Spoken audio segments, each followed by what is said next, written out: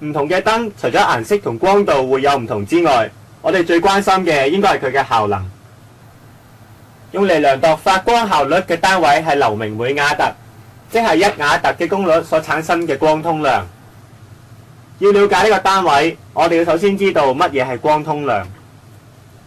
光通量係光源每單位時間所放射嘅光能，單位係流明。人眼嘅感光細胞對唔同顏色嘅光嘅敏感度都唔同，而流明就係根據人眼對唔同波長嘅光嘅敏感度而有所調整，所以流明同瓦特係唔同嘅。發光效率就用嚟比較每流明嘅光所需要嘅功率，佢嘅單位係流明每瓦特。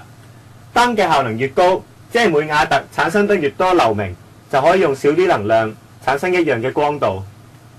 假設我哋而家有一盞白熾燈同一盞緊湊型熒光燈，或者叫慳電膽。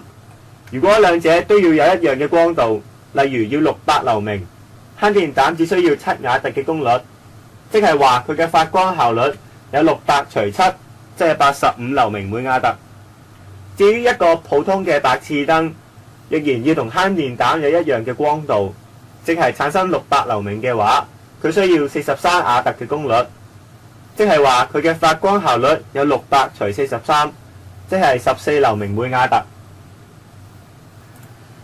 由呢個例子我哋可以睇到慳電膽嘅發光效率比白熾燈高超過6倍，即係話慳電膽只需要用白熾燈所需要嘅1/6嘅功率就能產生一樣嘅光度。所以發光效率越高，燈就能夠更加有效咁將電能轉換成光。雖然係咁，慳電膽其實只係將12%嘅能量轉換成光，而白熾燈就更加少，只有大約2%，其餘嘅都會變成熱能。